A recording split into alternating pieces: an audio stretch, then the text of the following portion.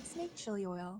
First, prepare a big pot and put 5 cups of any neutral oil, 2 cups of red Sichuan peppercorn, 1 cup of green Sichuan peppercorn, 5 star anise, 1 stick of cinnamon, and some green onions, ginger, and garlic cloves.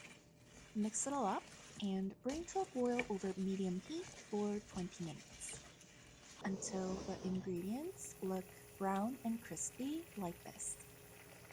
In the meantime, put 2 cups of gochugaru and 1 spoon of salt, then strain the boiled oil.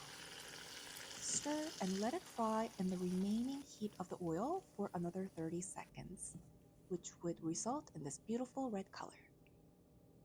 Once completely cooled down, we're going to pour them into a clean mason jar. You can use this to add on pizza, poutine, ramen, dumplings, and honestly, wherever you want some extra spice. Enjoy!